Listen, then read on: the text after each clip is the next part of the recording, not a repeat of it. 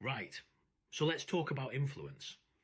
Because I think a lot of people have this idea that you need a title to be influential. You know, manager, senior something, head of something, director of whatever. But honestly, some of the most influential people I've worked with didn't have a team, didn't sit on the leadership team, and didn't have anything fancy in their email signature. What they did have was trust, respect, and impact. And that stuff, that often comes before the title, not after it. So in this video, we're going to break down how to build influence at work, even if you're not in charge. Whether you're early in your career or just not in a leadership role yet, this is how you start making moves now. Let's get into it. Right, first up, be known for something. You don't need to be the best at everything, but you do need to be recognizable for something useful. So ask yourself, what do people come to you for? It could be breaking down complex stuff into plain English, handling awkward clients without kicking off, being the one who keeps projects moving when everything's a mess. Whatever it is, pick a lane, double down on it, become the go-to person for that thing.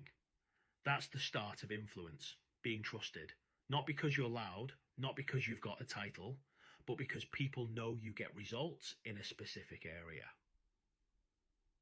Next, let's talk about meetings.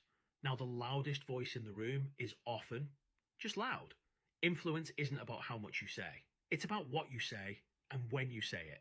So instead of jumping in with, I'm not sure about this, try something like, what's the biggest risk if we go ahead with this? Can we align on what success looks like first? That shifts the whole conversation. Smart questions move things forward. They create space for better thinking. And they show that you're not just there to speak, you're there to add value. That's the kind of stuff people remember. Here's something I see all the time. Projects get stuck, people talk in circles, no one knows what the hell's going on. And then someone steps in and says, so what I'm hearing is, are we agreed this is the next step? I'll write this up and send it out. Sound good? Now look, that might sound like admin, but it's not. It's leadership, because you're doing what real leaders do. You're bringing clarity. You're helping the team move forward. And people notice that, especially in companies where confusion is the default. This is a big one, especially early in your career. Stop focusing only on impressing your boss. Yes, it's important, but don't forget the people around you. Your project peers, people in other departments who rely on your work. That one colleague who always seems to know what's really going on.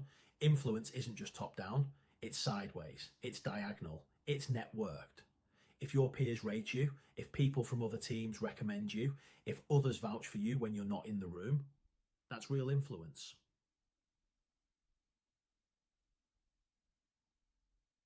Look, it's easy to say this process is broken or we need to change how we do this. But if that's all you ever do, complain without offering ideas, you're just noise.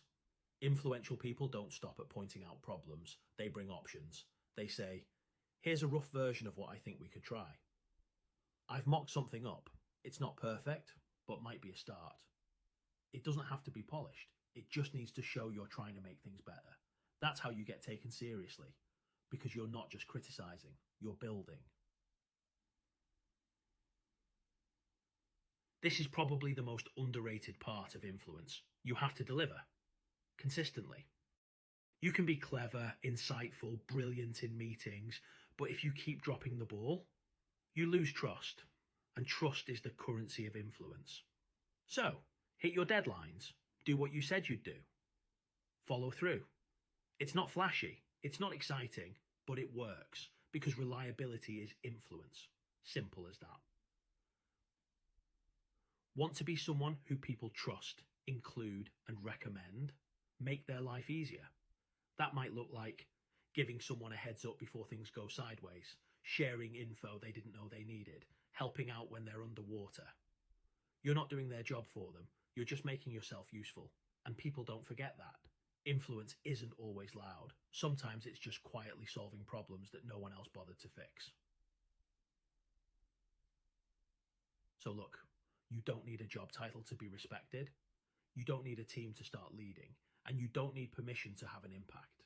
If you can, add clarity, solve real problems, build trust with the people around you, and deliver consistently.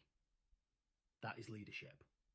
And in most cases, the title follows the influence, not the other way around. All right, if that helped, do me a favor. Like the video, hit subscribe, and share this with someone who's ready to step up, even if they're not the boss yet. And if you want more no-nonsense career and job search advice, I've got loads of content coming your way. Thanks for watching, and I'll catch you in the next one. Cheers!